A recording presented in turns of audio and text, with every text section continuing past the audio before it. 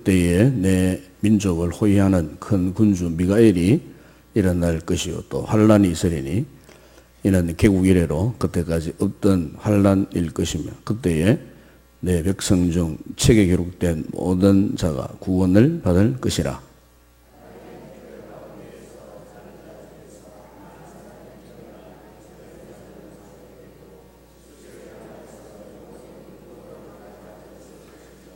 지혜 있는 자는 궁창의 빛과 같이 빛날 것이요 많은 사람을 옳은 대로 돌아오게 한 자는 별과 같이 영원토록 빛나니라. 다니엘아 마지막 때까지 이 말을 간수하고 이 글을 봉합하라. 많은 사람이 빨리 왕래하며 지식이 더하리라. 아멘. 그래서 오늘로서 우리가 다니엘서 마지막 장 12장을 우리가 묵상하게 되겠습니다. 우리가 그간 이 다니엘서를 통해서 알 수 있었던 것은 참 이 다니엘의 생애가 참 한마디로 말하면 파란만장 정말 힘든 그런 인생이었습니다. 한마디로 참 고통의 연속.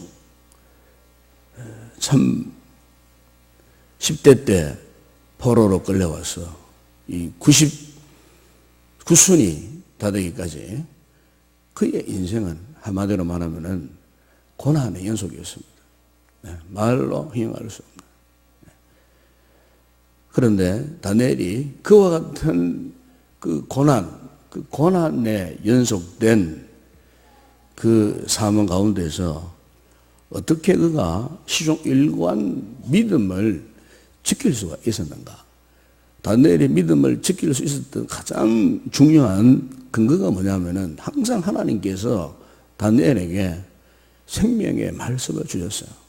그러니까 그 말씀을 통해서 장래에 비전을 삼을 수 있도록 그 말씀에 붙들려 살아갈 수 있도록 현실은 시련이고 고난이고 고통이고 흑암의 세력과 싸워야 하는 정말 엄청난 자신의 힘으로는 결코 감당할 수 없는 그 험난한 이 세월을 지나는 가운데 있었어도 지금까지 변치 않는 믿음을 유지할 수 있었던 그 비결은 하나님께서 계속적으로 다니엘에게 꿈과 환상과 그리고 말씀에 대한 소망과 비전을 그에게 주셨다 그 말입니다.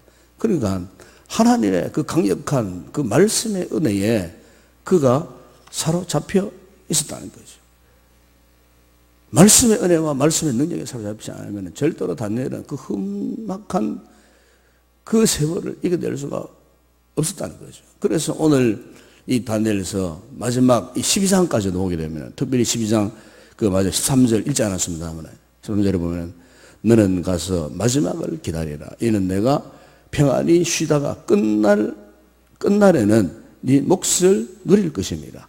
마지막까지 하나님께서 말씀을 통해서 다니엘을 끝까지 이렇게 위로하시고 격려하시고 마지막을 기다리라. 너는 가서 마지막을 기다려. 그 마지막 순간까지 네 믿음을 보존하라 그 말입니다. 그러면 내가 너를 평안하게 편히 쉬다가 끝날에 네 몫을 누릴 것입니다.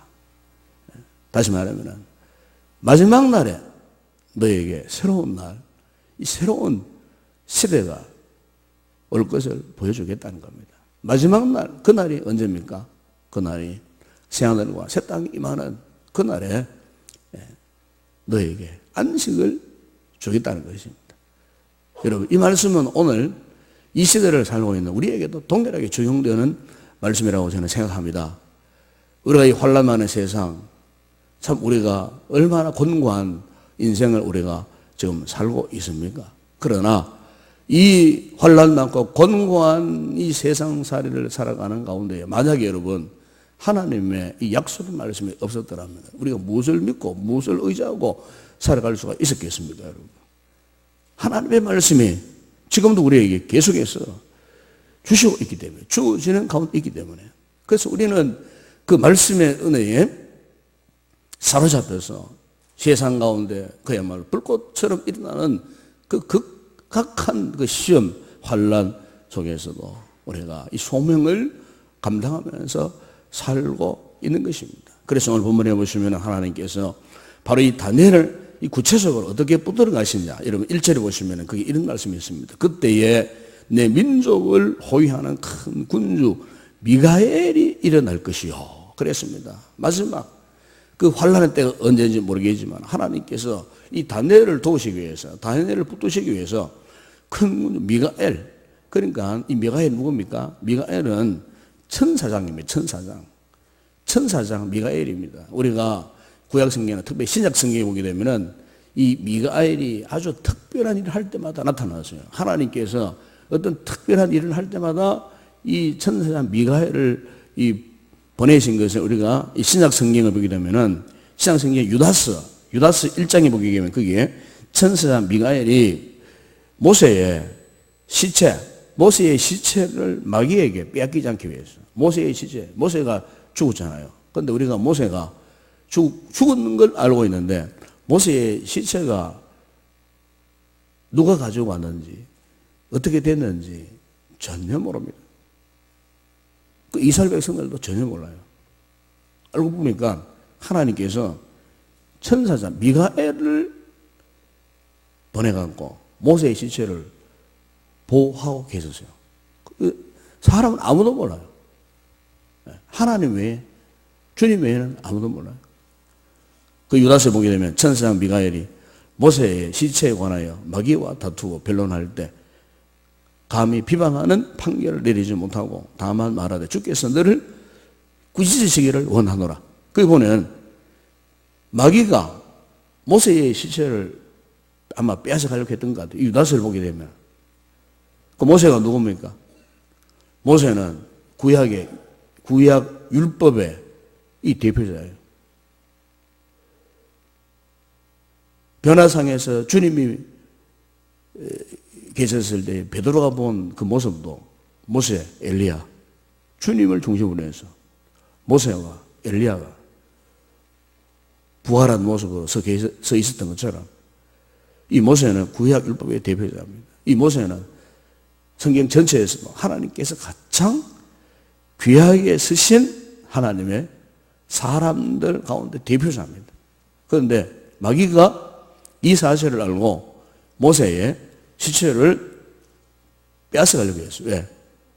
모세는 부활하여서 하나님의 거룩한 보좌에 올라가는 사람, 유일한 엘리야와 함께 그 유일한 사람이 아니었습니까?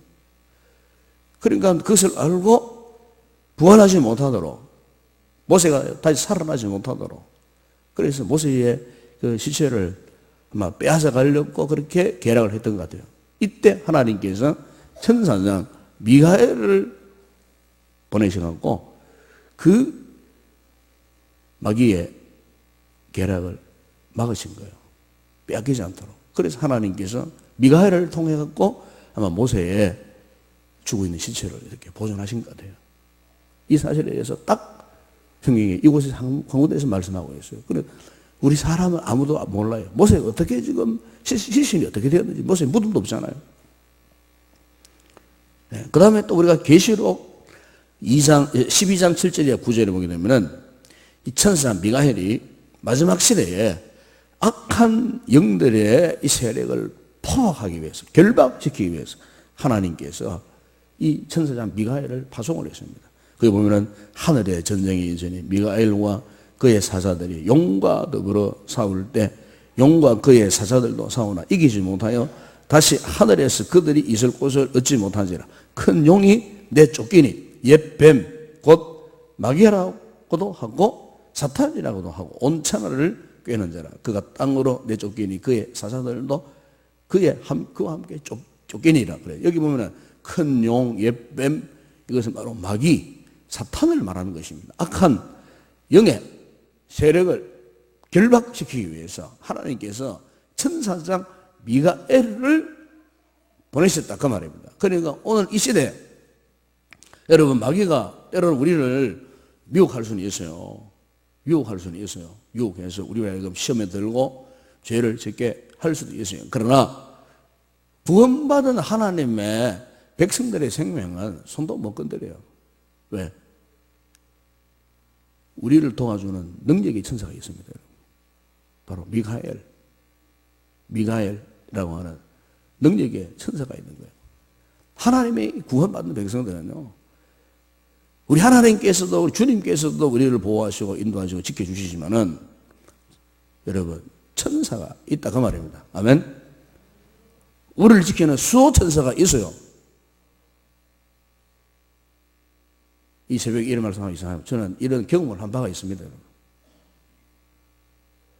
죽음의 그 순간에서부터 천사의 소리를 듣게 하시고, 천사의 손길을 통해서 극박한 그 순간에 건진받은 저 경험이 있습니다, 여러분. 천사의 소리를 제가 들었다, 그 말입니다, 여러분. 이렇게 말하면, 저 목사님 이상한 분 아이가. 예. 저는 천사의 존재를 믿습니다. 우리 주님의 존재도 제가 믿지만, 다급할 때는 하나님이 천사를 통해서 죽음의 구렁텅이에서 보호하시는 하나님이시다, 그 말입니다, 여러분. 다니엘에게만 미가엘을 보낸 게 아니고요, 오늘날 구원한 하나님의 택한 백성들 가운데도 마지막 극단적인 순간에는요, 하나님께서 기적적인 역사로 천사를 보내시다라, 그 말입니다. 우리를 살리시기 위해서, 건지시기 위해서. 왜? 아직 감당할 사명이 있기 때문에. 그 사명을 감당하도록 하시기 위해서. 여러분, 다니엘도 마찬가지입니다. 다니엘에게 주신 사명이 있기 때문에 하나님이 미가엘이라고 하는 천사를 보내어서 지키시고 보호해 주셨다는 것입니다. 그리고 우리 신약성경 살전 4장 16절에 보시면은 또 한 번 천사 미가엘의 모습이 나오는데, 언제냐 하면은 살전 4장 16절에 보면은 주께서 호령과 천사장의 소리와 하나님의 나팔 소리로 친히 하늘로부터 강림하시리니 그리스도 안에서 죽은 자들이 먼저 일어나. 이때가 언제냐? 이때 보니까 여기 천사장은 미가엘의 소리를 말합니다. 미가엘이.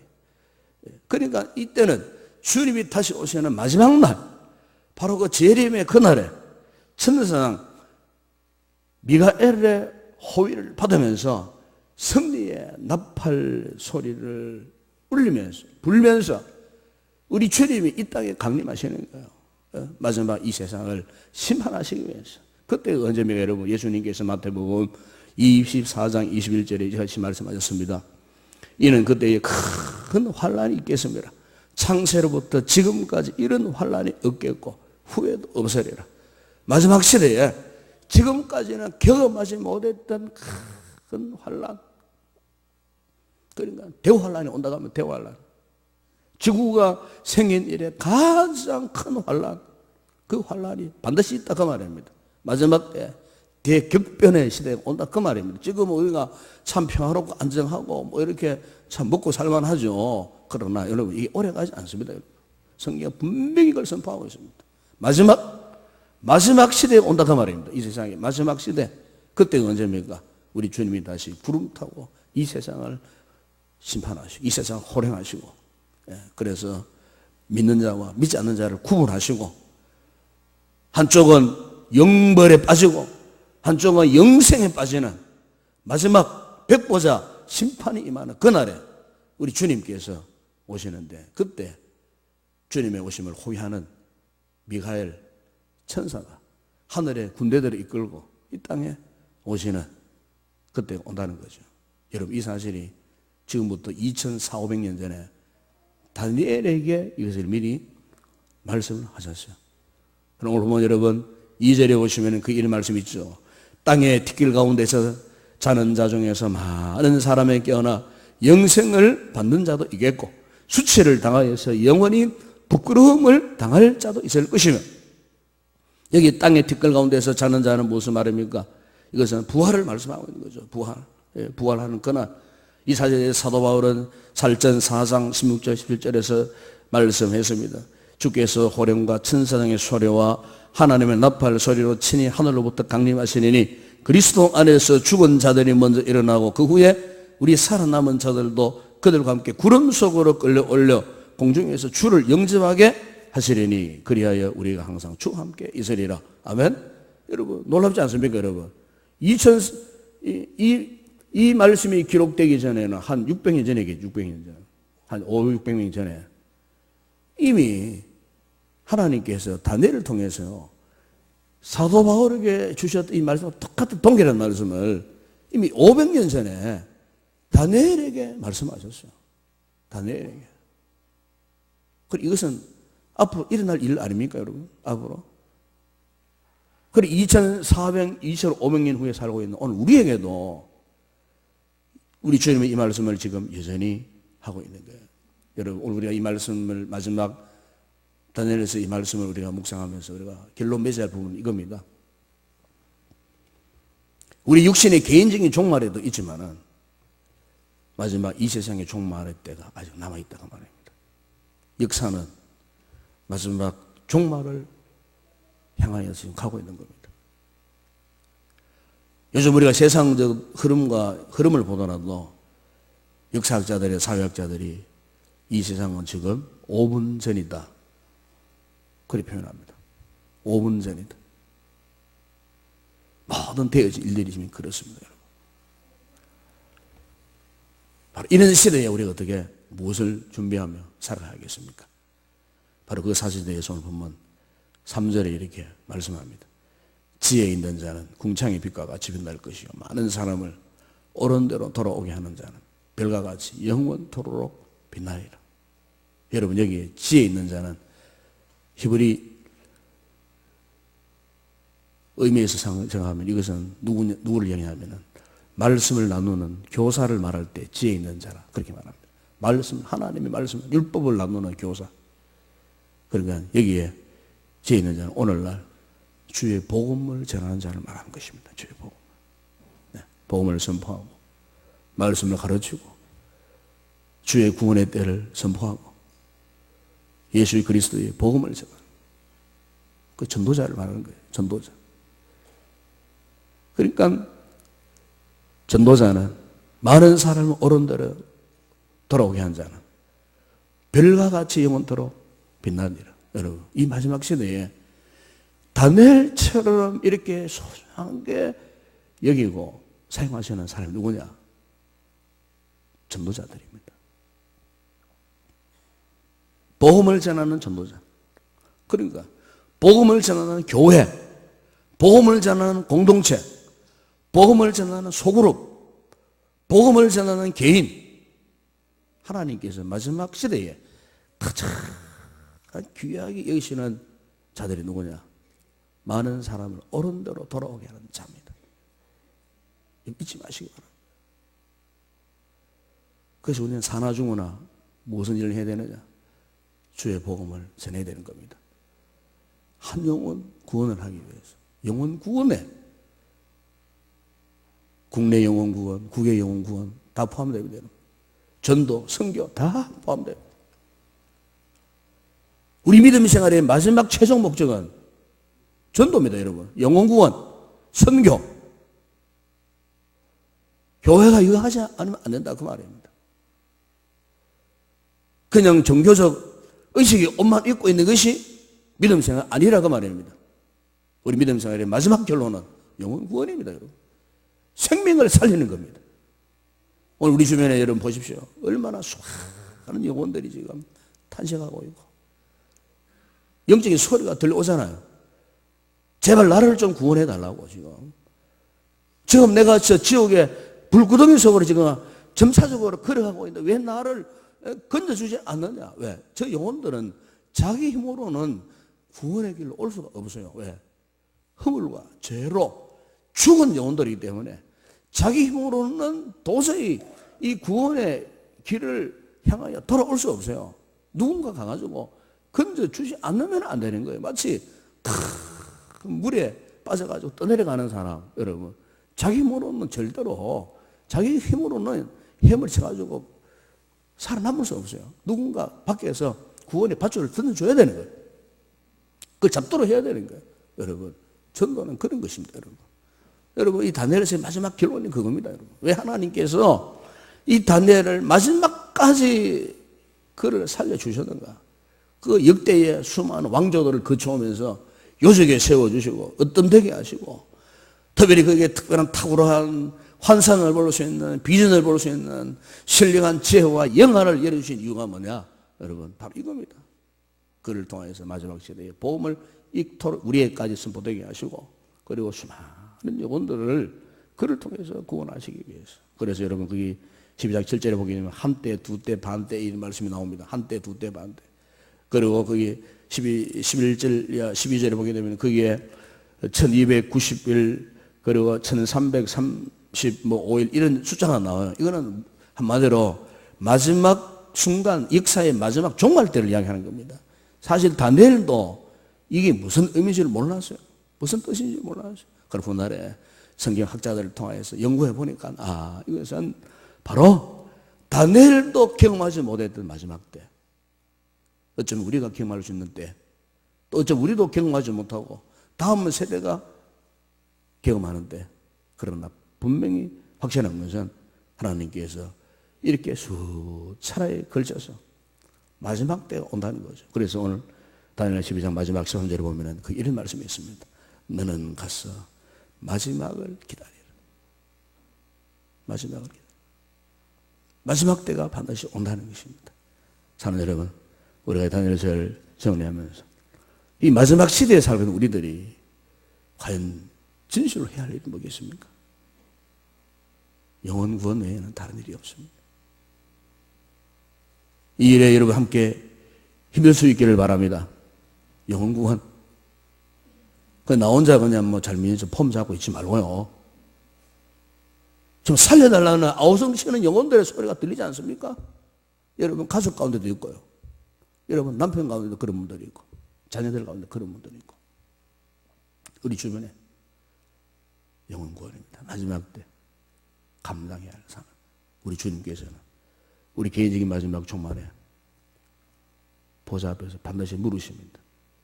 너는 누구를 구원했느냐? 반드시 물으십니다. 내가 너에게 5달란트, 2달란트, 1달란트를 맡겼는데 너는 누구를 구원했느냐? 이 땅에 있을 때 몇 명을 구원했느냐? 반드시 주님은 그걸 계산하십니다. 그래서 어떤 사람은 황홀한 구원의 날에 들어가는 분도 있지만 부끄러운 구원을 받는 분도 있습니다. 왜? 상급이 없어요. 영혼 구원에 대한 상급이 전혀 없어요.